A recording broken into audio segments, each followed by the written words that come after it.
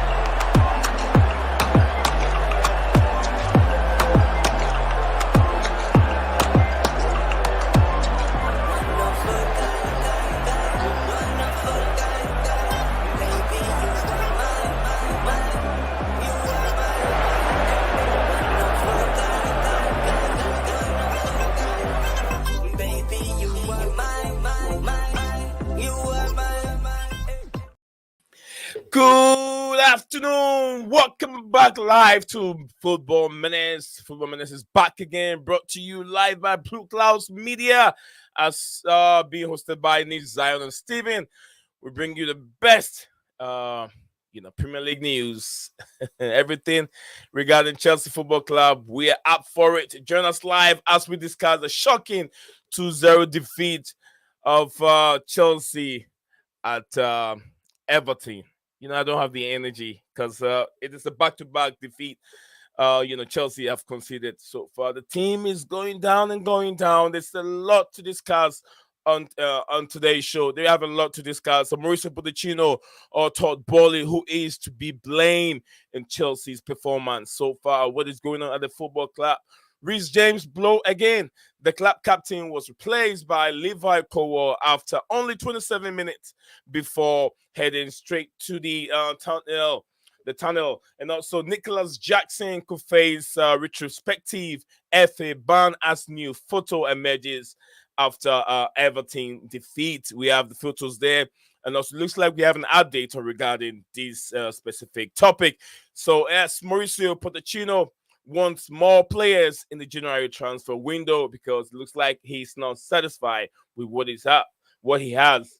Who is to be blamed? Poch or Todd Bowley? Stick around, do not go anywhere. We will be right back in a second.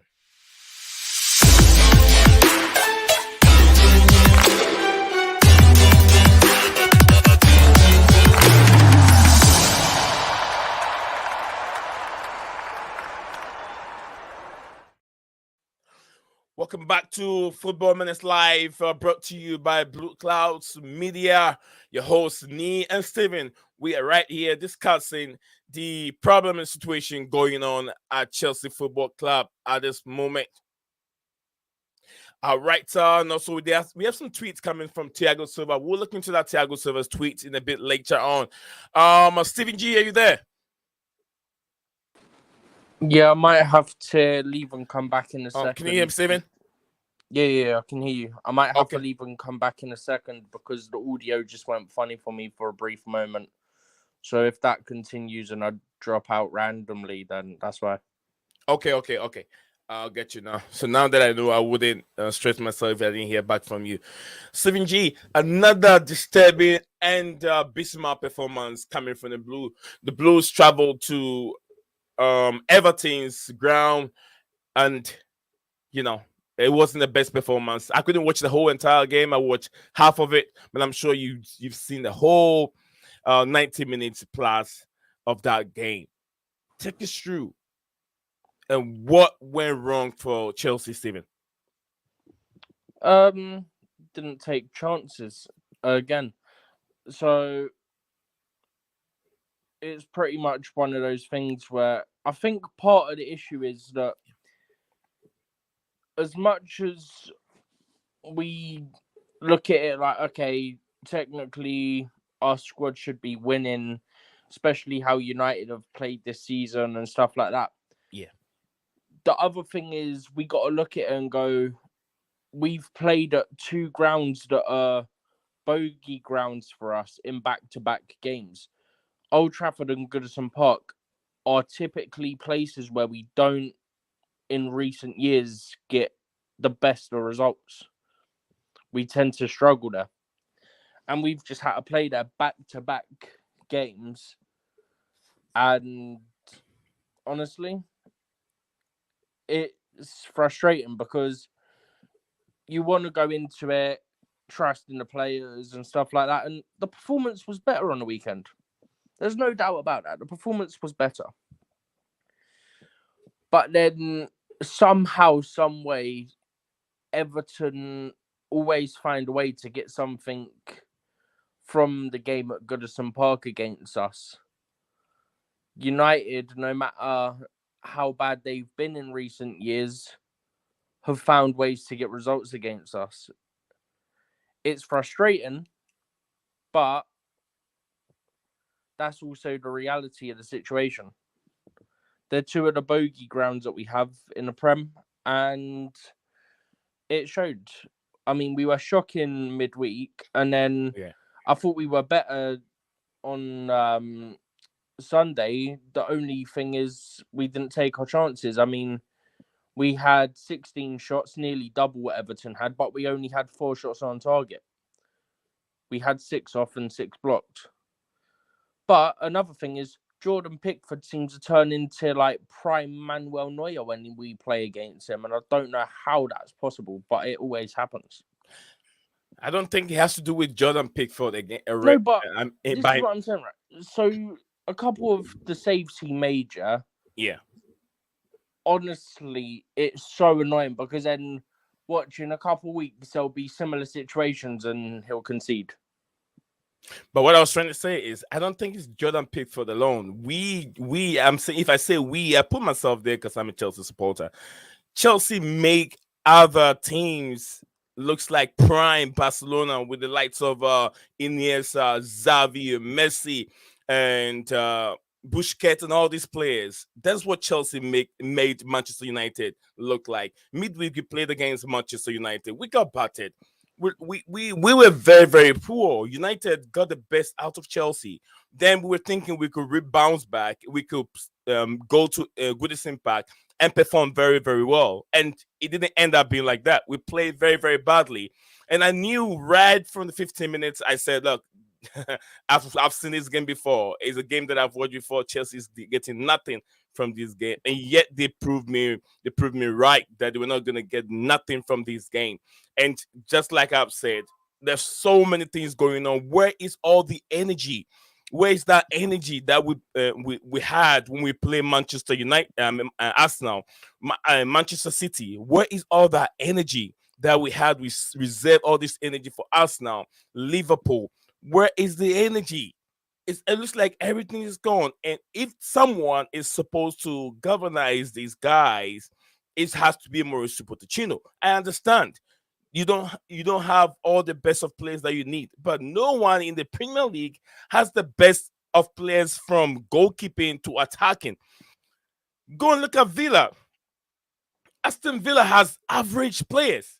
None of them are typically world class that every team wants, but there is balance. There's something we call balance in football, which is right for Aston Villa. The coach is doing a wonderful job, and everyone knows where they have to be when without the ball and with the ball. With our team, with the ball, we know what to do, but we're not in the right places. Without the ball, defensive is horrific, Stephen. I don't think we actually made Everton look good. You look at how the goals came, and the first one's very unfortunate. I mean, you see that Sanchez makes the save from Calvert-Lewin, and then it's just one of those things. Sometimes you save that and it goes to your players, and other times it does what happened on Sunday, where it goes to the opposition. It's just one of those things. Sometimes that happens. Like, that one's unfortunate. The thing that annoys me is the organisation from our players on corners. So for the second goal, if I remember rightly, the ball goes towards the edge of the area, but we don't sprint out. And it's a regular thing. Like, if we clear the ball, we don't have enough players sprinting out of our box to close anyone down that's on the edge of the area that the ball can drop to. Okay. That's a common thing from corners when we're defending them. And that's an issue. Because if you don't chase out, you're going to get issues where people will just hit it. And then if it's on target, you're in big trouble. And we need to learn this. Our players need to switch on and realise, oh, wait, there's a guy on the edge of the box. He can shoot from there. If the ball goes to him, we better get out. But we don't. And that's going to be an issue because teams will pick up on that and they might not hit it into the box. They might hit it to the edge of the area because they'll think, oh, they don't typically rush out to close players down. That's right. And we all know how Chelsea struggle to play against a low block team. Just like you said, it wasn't Chelsea that made as Everton looked so good, but then we couldn't finish so many chances. And there's so many key factors and key talking points in Sunday's game. Nicholas Jackson is becoming unbecoming. I don't know if it's a good English to say unbecoming. He's becoming unbecoming. He's a hothead. He needs to calm the heck down. Nicholas Jackson, guys, if you are watching us live on Blueclouds Media, on YouTube, on Blueclouds Media, on Facebook, thank you very much. You can also catch this channel live on Twitter, X, we also there. You can find us there. Big up to KOC, big up to I123, love you forever. KOC said we need a new striker in January, which I agree with you 100%. I do agree with you. Then I want to love you forever. Said hello, this Zion and Steven. I hope you're both well. I'm watching along while I'm working. Thank you very much for KFC. Thank you very much to I123 Love You Forever for tuning in, even though you guys are busy. And I know how you guys value this platform and cherish what we do here. Stephen and I always come over here to bring to you the most captivating headlines in the Premier League or even association football, to be precise. Today, if you're just joining us today headlines, we are discussing the review of Sunday game where Chelsea got defeated 2-0 to Everton at Goodison Park. And also the other topics that we're also going to discuss is Mauricio Pochettino or Todd Bowley, who is to be blamed for Chelsea's poor performances in the Premier League. I'm sure I think about 18 games or something like that. 18 games played, 7 defeats so far to take 7 out of the 18, and the draws. That should tell you that haven't it's not played 18 league games. How many is it? 17. We're at 16 at the moment. 16 because we got a few more until we hit the halfway. We hit the halfway. I think Boxing Day is the halfway point. Okay. I started point of correction. I beg.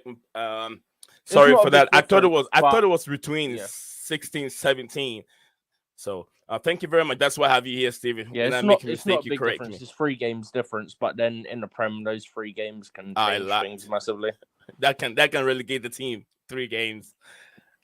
All right. So yeah, we discussing that Todd Bowley and Mauricio Pochettino, who is highly to be blamed. If you have to go to Todd Bowley, then we're talking about when Todd Bowley took over. If we're going to talk about Mauricio Pochettino, then we are talking about the crop of players that he have. Why is Poch not getting the best out of these young players? And there's so many factors in there. Reece James' injury blow also. The club captain was replaced by Levi Colwell after only 27 minutes before heading straight down to the tunnel. That's another big problem that we have to look into and talk about, the Reece James and his injuries, hamstring, and what have you that he's been going through. Nicholas Jackson, like I said, could face a retrospective FA ban as new photo emerges after Everton's defeat. And I think there is a clarification already coming from Anisa Cancela, which as we get there,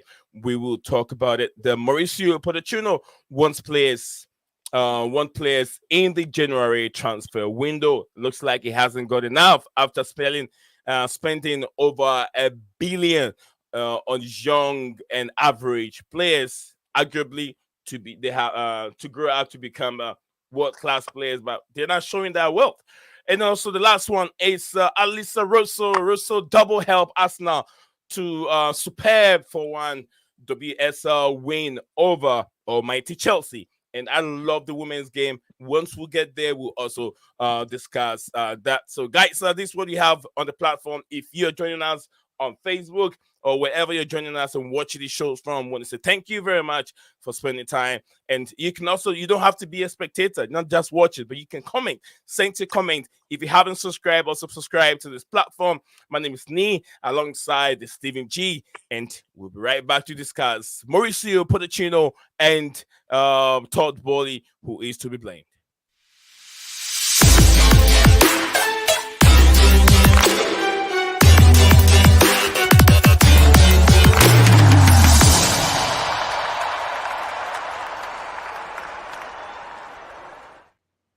Welcome back, beautiful people, to your channel, Football Minutes Live, brought to you by Blueclouds Media. Steven, let's get to the fundamentals, the big head, the guys upstairs, Mauricio Pochettino, who is the team manager, the team coach, and Todd Bowley. We can go back all the way to when they took over, and now Todd Bowley brought in lots of players worth 1 billion. Mauricio Pochettino is a coach that is very, very good with young players. But we all know this coach is not a winner. We have to look into that. I'm laying certain factors down so you can know where you want to build your point from. Mauricio Pochettino is not a winner. He's not a serial winner, but he is very good working with young players. But this is Chelsea. Chelsea is a club that is known of winning trophies, working with serial killers that are managers, working with young and also world-class players. Daniel Sturridge, one of them. Ramirez also came in at a very, very good age. He went on to become a Chelsea legend. And all these players that Chelsea have worked with in the past. And that is what made Chelsea what it is. But now we are going for young players. Todd Bowley, early beginning, spent that much money and brought in 80 million spent on Mihailo Modric. Now Mihailo Modric is not playing. He's on the 150 or whatever he is on. If he's been given 6, 7 years, or maybe 8 years, I think after the 7 years, he had an option for another year. So now Modric has 8 years contract with Chelsea. If he doesn't perform, now his value is I think about half of how much Chelsea spend on him. If he doesn't go up to become a better player, Chelsea has taken a very, very huge loss. And we can't sell him. If we can't sell him, he'll be there for 8 years, taking maybe 150 a week. Steven. He ain't on close to 150, by the way. He'll be on like 100 at most, probably. Okay, that amount of money. All come to the factors. Who is to be blamed, Poch or Todd Bowley? I don't think either are sort of to blame because one, Bowley's not the main owner. That's Clear Lake. That's Steven, hold on. If I said Bowley, get that right for me. He is the head. He's the one everybody knows. To be the no, but he's not the main one. No, he's not I know, Steven. I'm not talking about who exactly owns the football club. I'm talking about the owners. The owners, or yeah, maybe but he's not the one in control. Is what I'm saying. Maybe I should take Todd Bowley out. The owners and the coach, who is all to be blamed in Chelsea's bad performance right now? I don't think we can blame Poch really, in the sense of you look at the lack of experience in the team and the players that have been injured and the number of injuries we've had. I think we're already up to about 28 injuries this season, which is ridiculous because in all competitions, we probably played 19 in all competitions. So to have 28 injuries would mean we're averaging an injury, multiple injuries pretty much every game. So I feel sorry for Poch. I don't think we can really judge him too much yet. It's the first time we've lost back-to-back games under him. He's got a lot of issues in terms of the injury situation. And I would say, obviously, there's things ownership have done wrong. Yeah. But I wouldn't say like there's a big. I think everyone to a degree shares a part of the blame. I don't think there's one group that has a significant amount more, if that makes sense. Yeah, I do. Poch has the smallest amount. Okay, you shouldn't be playing players out of position when you've got players who are fit in that position, which he did at the start of the season with Chilwell at left wing, for example. Right? So, Steven, from all that you're saying, Mm. both of this, you said none of them have to be blamed, but at the same I'd time, you said Poch I'd has been using say certain players no. I'm saying at the wrong. nobody has the outright blame. Nobody has sort of outright blame, if that makes sense. Like, there's not a single party to blame. Steven, there's a lot to blame here. No, I'm saying there's not one single party. I'm saying everyone Everyone is to be has blamed. responsibility for it. The players, Okay. Poch to a small degree, and the ownership to a degree as well. I'm saying everyone needs to take their part of the blame. Okay. There's So, not one that makes sense. area that's to blame. Because the players, there's been, 2, 3, 4 games, whatever you want to class it as. I'll say 3 probably, but there's an argument for 4 games where they haven't shown up. They haven't put in the performances that you'd expect. There's been times where Poch, even though we've got players fit, has played people out of position. Chilwell was the left back. He started him at left wing for the first, I think, 3, 4 games of the season. That's on Poch. Doucoure, who's a left back, was playing at right back. That's on Poch. Colwell, Walsh, Chilwell, and Doucoure were fit, playing at left back instead of centre back, is on Poch. I kind of understand why he put Colwell there, though. As much as I think he should be played as a centre back, our team lacks height. That's one of the things I'd put on the ownership. We need experience, we need height. Experience the height. Because the team lacks height, especially when you look at the players that regularly start for us. Hence why I think he does have a tendency to put Colwell at left back or Dissect at right back when we've got other options at times. Okay. So I think that's also part of it. But again, like I said the other day, it's one thing getting rid of the experienced players who are being a bit toxic in the changing room, but we have to replace their experience, no matter how toxic they are. We have to replace the experience they brought to the side with experience. And I've said that, I think, multiple times in the last few shows, and we haven't done that. Okay. We've brought in inexperienced players who don't even have Premier League experience. If they were young players, but they had some Premier League experience, maybe we would look better than what we have done. But there's still the element of inexperience. There's the lack of height and there's the lack of leadership. So this is why I say there's elements on everyone, because the players don't always show up. The manager, when he's had the chance to play people in the right positions, hasn't done at times. And I think that's an element to some of the performances we've seen. And then the ownership with some of the signings, we haven't replaced experience with experience. We haven't got a lot of height in the team, which is an issue from set pieces. And we don't have leadership. Well, we have leadership. We don't have enough leadership. We don't have enough leaders in there. We've got Silva, who's not going to be here very much longer. We've got, Sterling, probably, yeah. He's been a captain. He's been a leader in dressing rooms before. And then maybe there's 1 or 2 of the younger players. I think Reece can be a leader. I think it's still early to say. I think Palmer can be a leader as well. But this is what I'm saying. Like, we don't have enough experienced players who are leaders, right?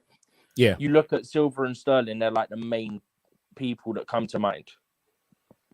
Reece is young, but I'd say from what I've seen, he can sort of lead to an extent. I think he needs to be fitter. I think he needs a surgery to be more available.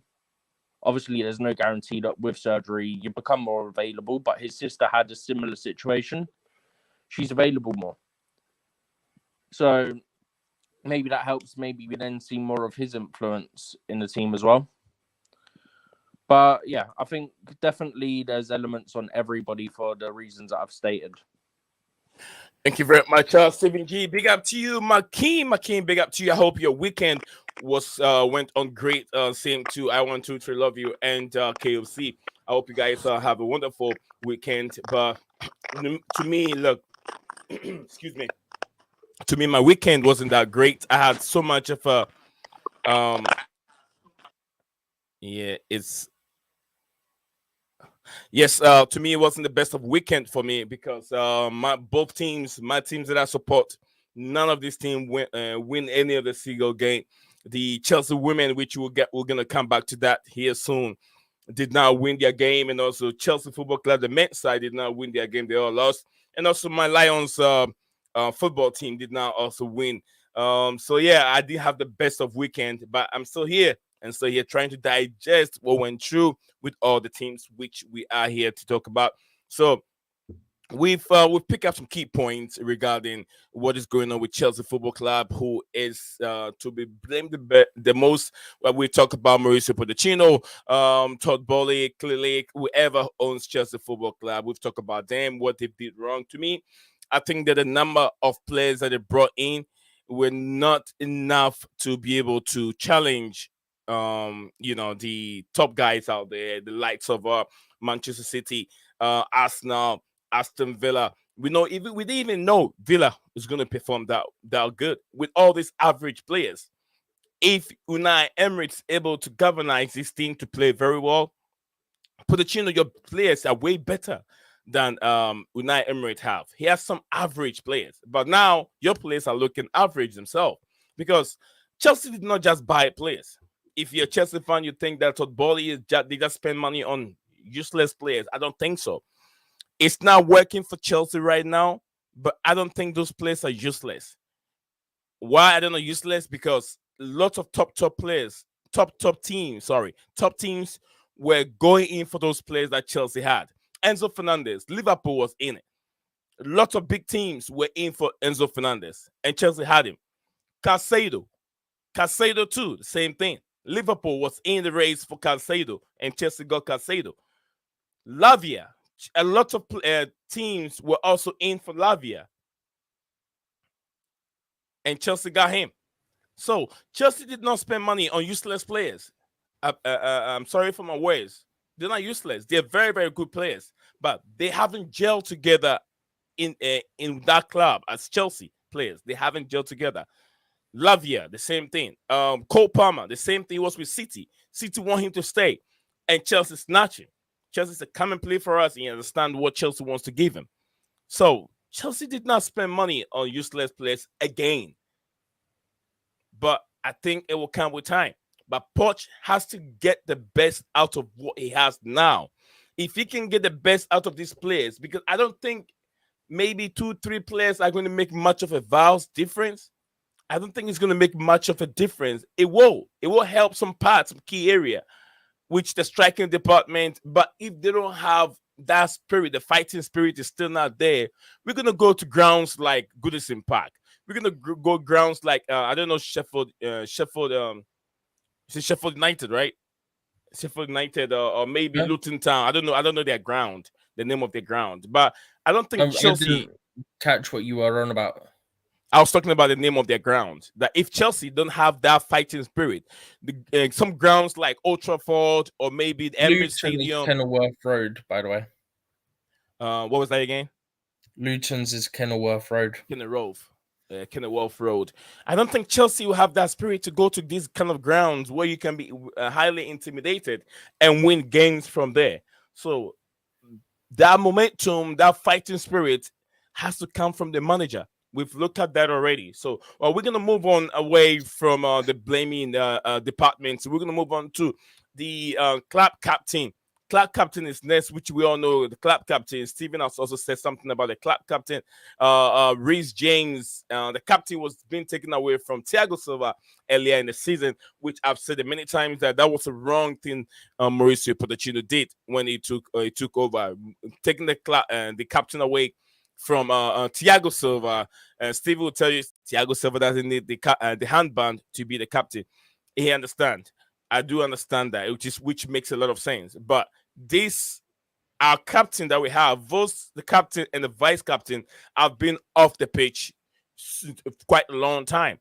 I'll say maybe in out of 10, Reece James have featured in just 1%. 1% in our games we've played so far in this season. Maybe 1% as a captain. 1%. Now he's off again. It's going to take him almost about 4 weeks to be back. He's going to go through a scan, but who knows how long that's going to be. So, Steven, Reece James was being taken off the game and was being replaced by Cole Palmer in it. And Colwell in the 27th minute. Yeah, in the 27th minute, he walked straight to the tunnel. What's going on there? Captain is down. Yeah, so apparently it's his hamstring. As I touched on before, his sister, who plays for Chelsea women and England women, has had injury issues in the past. She got surgery and she's fit the majority of the time now. Reece has had a lot, and I mean a lot of hamstring injuries now. I'm just now that I'm on my laptop, I'm trying to get his injury history up. Like the amount of hamstring injuries he's had is ridiculous. All right, I think it's probably time that he does get the surgery, because at what point, as a surgeon, do you turn around and go, look, you've got a bad history of hamstring injuries. It's time that you look at it as there's no other option at this point.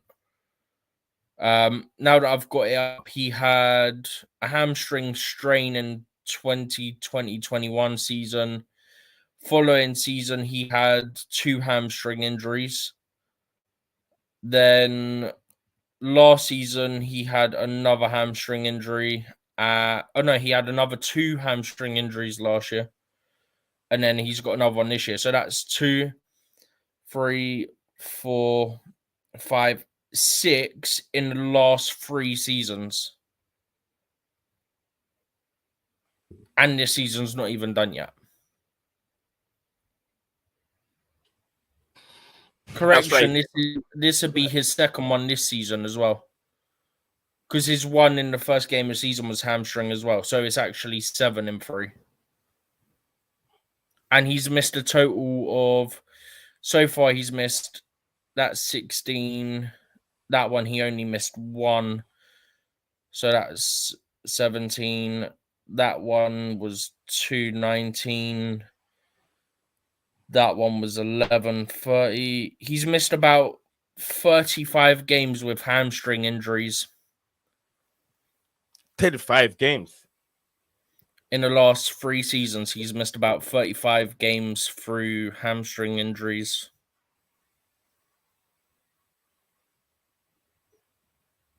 And he's just got another one on top of those. That's not good enough, Stephen. As a captain, this is what I'm saying. At this point, he needs to be told there's basically no other way of doing it. Like, your history with your hamstring injuries is really bad. I think that the only possible treatment at this point is probably going to be surgery. And let's be honest, right? This season, we've got Gusto. Okay, he's out injured at the moment. I don't think he'll be out long. We don't know exactly what his injury is. He might be back very, very soon. You've got a very good backup who's already proven it this season how good of a backup he is. So you don't need to rush Reece back. Say to Reece, you go get the hamstring surgery.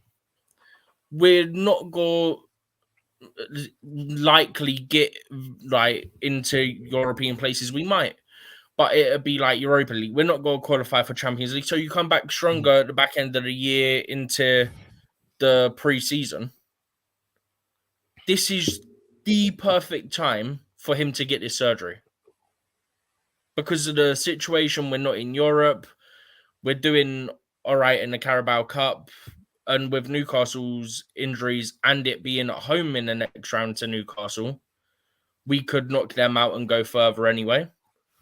So this is the opportune time, with this injury now being hamstring as well, to just say, take the surgery. Because there's got to be no other time, because I genuinely don't think it'll be long till we're back to fighting for those top 4, top 5 places. If top 5, I say top 5 because obviously there's now the possibility of that being Champions League. So this is the opportune time to take that surgery.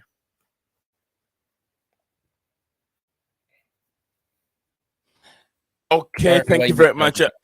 Steven said this is the right time. I think this is the right time.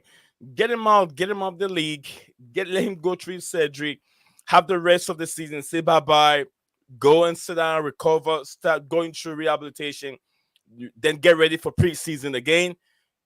Then we can have our captain back, because the number of games that Riggs have missed with Steven, even 20 alone. Steven, you said 35, right? Or 30? 35 prior to this hamstring injury in the last 3 years.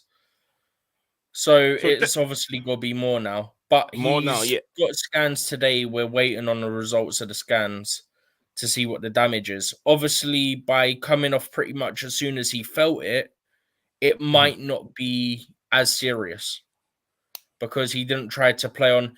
You could see at the time, like, he was walking. He wasn't trying to sprint. He obviously felt it, but he was trying to give us time with 11 players still on the pitch, so that Colwell could get ready, get his instructions and stuff like that, so that we weren't down to 10 for a short period of time whilst that happened. But he was only walking. He wasn't sprinting. He wasn't really looking for the ball. So it was more just to keep the numbers there.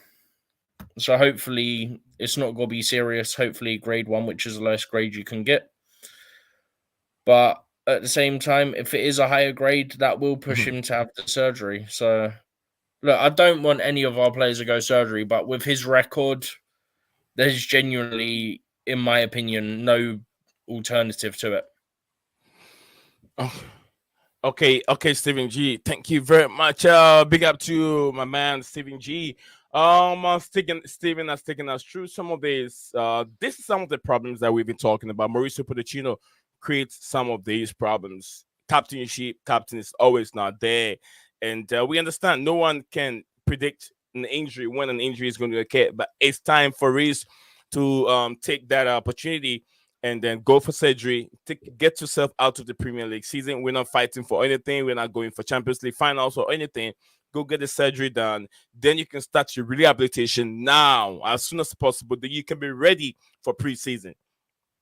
Ready for preseason. You go through preseason. Everything is good. Then you're ready for 2023, 2024, or is it 2024, 2025? 2024, 25 Premier League season. Yeah, Premier League season. So that is what I'll expect Reece James to do. If I'm the gaffer, I'll say, Reece, I'll convince him. I'm the dad. I'm gonna convince you. Go get it done. You're very young. You have lots of years for your body to heal and get back. Once you get to like 30 years, injuries, surgeries, and stuff like that, it's just like me. I'm telling you that I've gone through it. As old as I am, and the surgery that I've had, it will take forever, over 10 years, before I can get back to my full fitness or my full body recovery that I used to be. Because as older you get, it takes forever for your injury to heal. As younger as you are, it's quicker. It's just like your tongue. When you bite it, within a day or two, it's healed. So that's how fast it will take and how slow it will take, depending on how old you are. So I'll say Reece to go for the surgery and get it done. So next, guys, if you're watching live, send your comments in. Big up to Hams, Master KOC, sorry. Hams, then I want to love you, Makeen. Big up to you, Makeen, for you guys tuning in, and those that are watching live on Twitter X. We're going to move on from there. The next one will be Unless Armando Brothers did not have the best of game. He had about 5 touches or 5 complete touches in the whole of 90 He had like minutes. 10 total. 10 total, but 5 complete touches, isn't it? 5 complete touches from statistics and what I was reading. 5 complete touches. So we move on to from there. We go to Nicholas Jackson. Nicholas the bad boy Jackson. First, it used to be I used to call the rude boy Rudiger the bad boy Badishia. Now Nicholas is taking that name. Nicholas the bad boy Jackson. It used to be Anelka. From Anelka, rude boy, Rudiger, the bad boy, then the bad boy, Badishia. Badishia hasn't done anything. I just add the bad boy to his name because it sounds very good when I say it. But now Nicholas Jackson is really taking the bad boy tag on himself. Nicholas, the bad boy Jackson, Stephen G. For all the wrong reasons. Yeah, for the wrong reasons, bro. What's wrong with this guy? Bro needs to learn discipline. Let's be honest. He's lucky, and as you said, there was the possibility he could get punishment for this. He's lucky he hasn't. He's very lucky he hasn't. I don't know how he hasn't, but somehow he's avoided it. To be honest, I kind of wanted him to get a ban because it might teach him to wise up a bit. Steven, before you move ahead, can you update us from Nizar Cancela what he tweeted regarding Nicholas Jackson having lucky not being retrospective of a ban? Of FA ban. Yeah, essentially, I think it was something along the lines of because it was seen by the officials at the time and they did nothing about it because it was seen by them. There's nothing that they would technically be able to do. It was seen by the officials. The officials made their decision at the time. It wasn't missed by the officials. So therefore, I think the ruling is that because it was seen, there can be no retrospective action. But I honestly, when I saw this picture come out, I wanted him to get a ban because I thought if he gets a ban, he might wise up. He might actually realize that what he's doing, I mean, you should know what you're doing there is just disgraceful. You're grabbing a man by his throat. You shouldn't ever be doing that. There's no reason why you should be doing that. I'd heard the thing about the officials, and then I saw this picture come out. I was like, so not only has he had to go officials, had to be pulled away from officials, he's also grabbed a player by his neck. Mad. What is this guy doing? He's got more cards than he's got goals, bro. He's got 6 Premier League goals. He's got 7 Premier League yellow cards. Very, very highly indisciplined. Is he trying to go for the record of yellow cards in the season? I think the one that has the most yellow card or red card was somewhere maybe Everton. Most yellow cards in the season's Doucoure. Doucoure, yeah. No, I think it was Etienne Capoue, actually. Yeah, when Capoue, he was at Watford. Watford, yeah. Remember we talked about this the other day. 15 in the season. I think Jackson's trying to break that record. The thing is, the majority of the stuff he gets booked for is stuff like dissent. Like asking for a ref to give someone yellow cards and stuff like that. Right. And then you do something like this. You don't help yourself. He's not helping. He's not scoring goals for no one to even talk about this. He's not scoring the goals as we needed. He went on a run for, against Tottenham. He had a hat-trick. Then he had one against Manchester City, which we all thought maybe the kind of a striker Chelsea are looking for is back. And he's been off now and writing headlines for the wrong reasons. Writing headlines. Do this writing headlines. He's not scoring goals, but grabbing players on with your hands, holding their neck. This is not rugby. This is not wrestling. It's association football, mate. You play for Arsenal. You play for Chelsea and Senegal. We don't do this. What is wrong with this guy?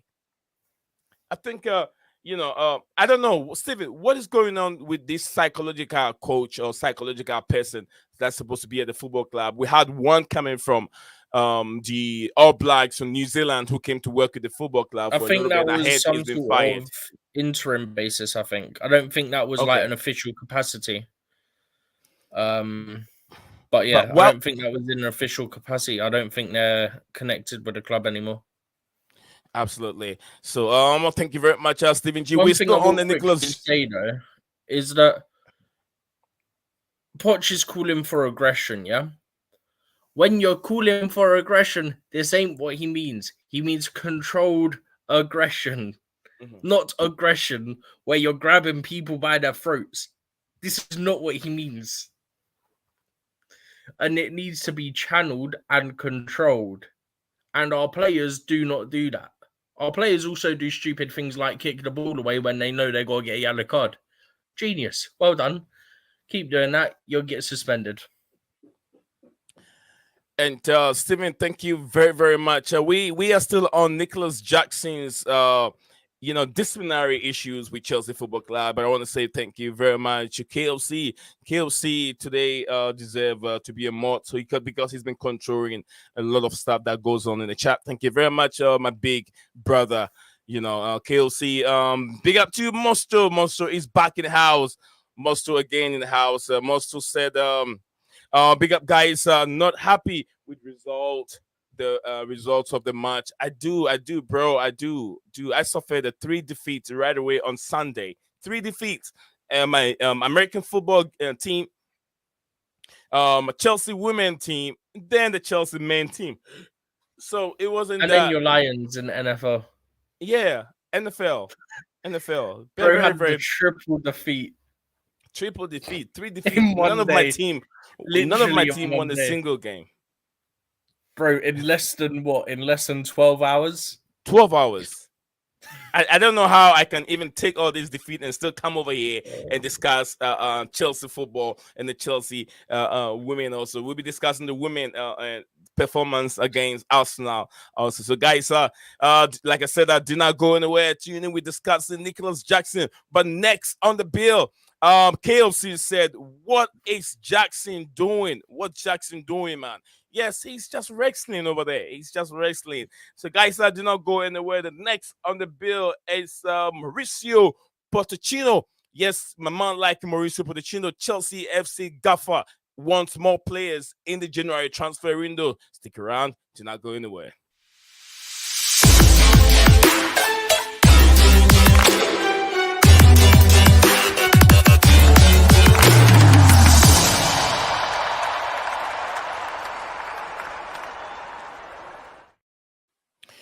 Welcome back to Football Minutes Live, brought to you by Blueclouds Media, and I'm your host, alongside Stephen G, co-host, who's here with me each and every day discussing everything regarding Chelsea Football Club and the top headlines in the English Premier League or Association football in the whole. So Nicholas Jackson is a guy we just talk about. Now the big talking point is Mauricio Pochettino. Arguably, the news presumably he's supposed to bring in some players. Chelsea's supposed to bring in some top players in the January transfer window to beef up the squad or to balance the squad that the club have. But who will be the right player that will fit into Chelsea football team right now? Mauricio is asking for more players. Steven, Osimhen, can Chelsea do the deal now and bring in the summer window, or can Chelsea do the Ivan Toney deal in the January transfer window? Because Chelsea are in crisis in terms of goal scoring. Stephen G. I don't mind whether we go for Toney or Osimhen, but I think, like we keep saying, if it's Osimhen, it's going to have to be done in January, because it don't look like we're going to get the champion. Well, I'm going to say it doesn't look like, because never say never, you never know what can happen. But it's very improbable, not going to say impossible, it's very improbable that we get Champions League football. So we would have to do a deal now, like what we did with Nkunku. Obviously, the Nkunku one was done more towards October, but in terms of doing it early so that they come in for the summer. Alternatively, even though he's been banned, do you go for Ivan Toney? He'll be cheaper. He's experienced and he's played in the Prem. All right, Stephen it depends. Okay. Are you done, Stephen? Yeah, I'm just typing something. Okay. Yes, Steven is thinking Ivan Tony will be much more easy. And I mean, just like you say, you don't know if I mean, there's nothing wrong if we can have those players at the club. Ivan Tony, to me, for now, to fix some of these big problems, because Nicholas Jackson is not helping us. Jackson, if we're gonna rely on Jackson, Amanda Bridger also struggled. It looks like there was so much pressure on him, and Amanda Brugge just struggled. Tarkovsky did not give him much time on the ball at all. So Steven said that he had about 10 touches, and I think he completed just 5 of them, 5 of those touches. So that should tell you where the club was. Up front, we had possession, which is normal for Chelsea to play every team and dominate possession. But the most important thing is the goal scoring. Guys, we have about 10 minutes to go. I'm gonna drop the link in the comment section below. If you're free, you want to join us and have your say regarding how things are going with the football club. Do me a favor, do yourself a favor. The channel is created for y'all to be on and have your say. So in about a second, I'll drop the link in the and then you guys can come on and have your say. So we can do that in the next 10 minutes as we're still discussing the topic. Steven, we've discussed some position, some key position that we have to fill. Which we did talk about the striking department. We talk about the left back department. Would you also fancy? We've talked about a world-class goalkeeper because we know Sanchez. We can go with him. We need a world-class goalkeeper. But Steven, there's a news I haven't shared with you yet. If you're watching, this is a breaking news. If you guys want to know, apparently, Kepa Arrizabalaga is not being fancied by Real Madrid. Now he's considered as the third choice goalkeeper. In the previous stream that we did, we were very happy on Kepa's performance. We were thinking maybe that will make it easy for Real Madrid to get the player or buy him and keep Kepa Arrizabalaga. But it looks like he might end up returning back to Chelsea in the summer because Real Madrid doesn't fancy him. He's seen as a third choice goalkeeper. There's another goalkeeper in there. I forgot where he's coming from. He has replayed. What was that, Steven? Because Kepa got an injury, so yeah, Kepa was out. I don't know if he's still out, but he was out for a few games. So Lunin replaced him. Yeah, and he's doing very, very good. So I don't know how he can take that guy out because Real Madrid doesn't fancy him anymore. So if you're watching, this is another bad news for the Blues. We might end up seeing Kepa Arrizabalaga returning back to the football club again. Yes, we might see him. But he might even be better than Sanchez. He might be better because Kepa, I know he's very, very good with his foot. But I want a good goalkeeper. Neither should be here. Do what, Steven? Neither should be here. Or neither should be first choice. Take your pick on which one you choose.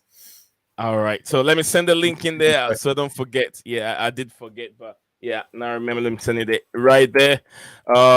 Big up to you, Mosto. Big up to KLC said Kepa back OFFS. I know no one likes Kepa Arrizabalaga. He's also another stinker of a goalkeeper.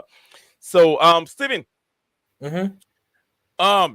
Mauricio Pochettino won players. We've talked about. I just gave you the breaking news regarding Kepa Arrizabalaga. It came on very early in the morning, but I decided to share with you. I'm sure you might not have heard that. So, Steven, players. You've talked about Ivan Toney. Which players do you think we can fill in? World-class players that you think we can fill in this January transfer window opens? My issue is you're not going to be able to get the players that, outside of potentially getting Ivan Toney, who is one of 2 options that I consider for the striker role. The other players, you ain't getting them in January. That's the issue that I have. Because for me, as I keep saying, goalkeeper, left back, and striker. The only one I feel you can potentially fill is striker in January, but that would have to be Ivan Toney. And if you wanted Osimhen, it would have to be summer. So that's the issue that I have. Is that the ones that I'd take, you can't really get in January. You'd have to wait till the summer, which means you have to But make the squad that we have now and try and get a tune out of them. but you advise the club if they want to get Osimhen, it's better for them to do the deal in January and bring him to the club in the summer. Like That's the you've done only with way we'll other get it players. done, because otherwise there'll be so much competition for him in the summer that it just won't happen. Gotcha.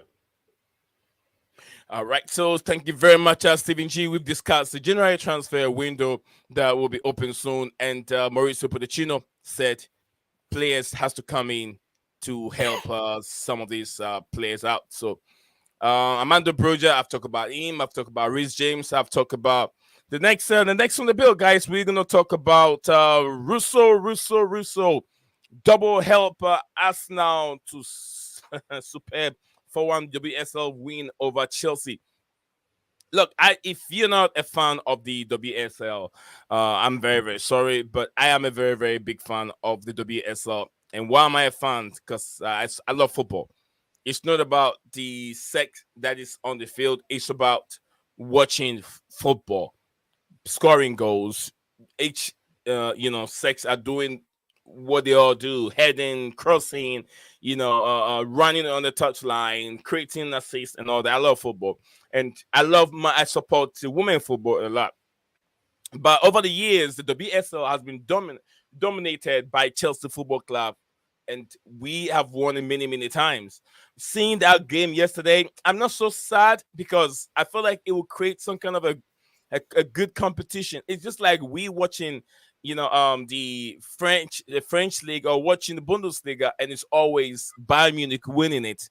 It doesn't create some kind of a competition. Why do people like the English Premier League? Because it's not predictable. Everyone can win it. It's been predictable in the last 3 years, but look at this season. It's made for everyone. This season is there for everyone to clinch and win it. So I feel like the WSL, Chelsea losing yesterday was time for them to wake up and also create a very high competition in the WSL. Maybe, who knows, Arsenal or Liverpool can do something, because now, Not Liverpool. Stephen, is this still Chelsea still leading, right?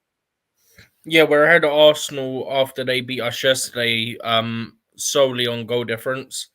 Okay. We were the last team remaining that was unbeaten before the game yesterday. And yeah, like you said, the last few years, one team has sort of dominated in terms of winning the title, and it's been Chelsea.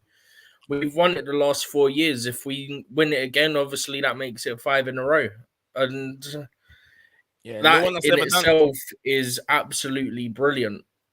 And it's a credit to Emma Hayes and the team she has around her in terms of the recruitment and the players that they've brought in and stuff like that.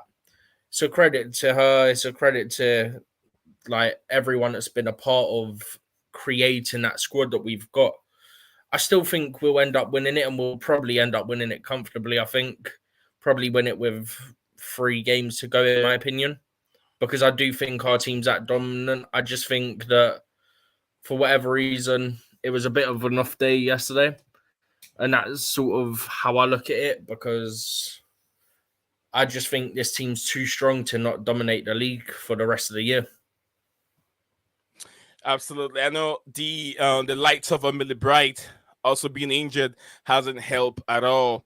And there's some other key players that have been injured. I wasn't so sure who was in the goal post yesterday. I think it was Anka Trebega who was in the goal post for them. But I've seen it many times. And Katrin Berger, and then the defense was Eve Perisay, Mara Mioda, Jessica Neem Charles, and then midfield Nusken and Cuthbert, and then the 3 behind Sam Kerr were I don't know how to say it.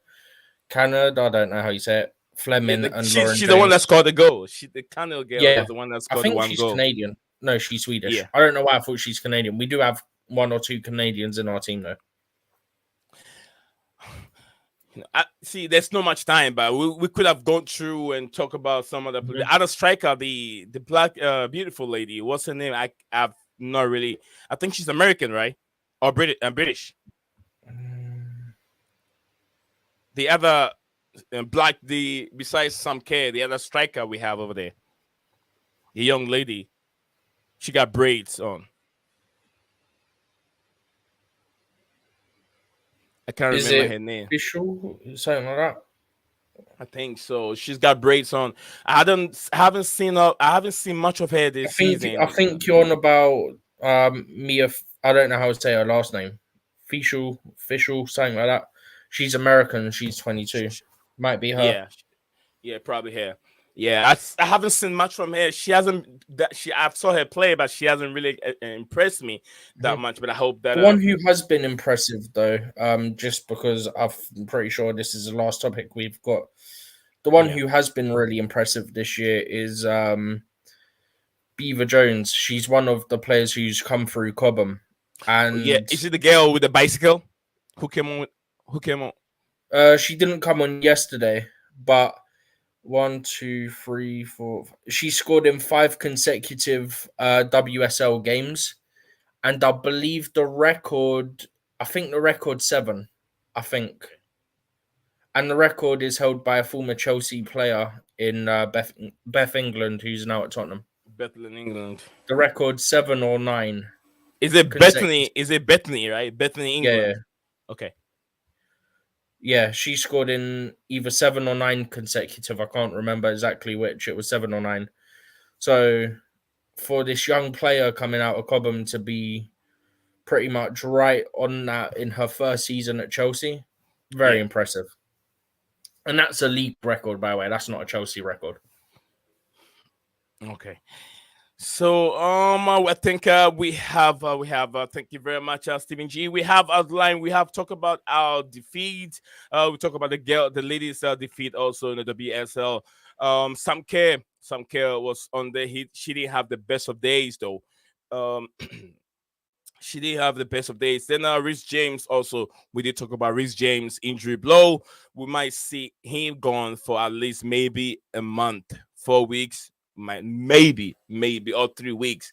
So we've also talked about Mauricio Pochettino and Todd Boehly or clearly Capita, who owns Chelsea Football Club, who is to be blamed. If you have anything regarding these two topics or any of these topics that we've outlined, send your comments in the comment section below after the channel. After the stream comes to an end or even now, and I will always respond to all the comments that come in. We've talked about a whole lot in terms of our department, psychological department, and how the team can move forward in the near future. Mauricio Pochettino won new players in the January transfer window. Are you in for it? Why is he not getting the best out of these players that we already have? So it's been me, Zion and Steven. We brought you the news for the day, and we've talked about pretty much almost everything.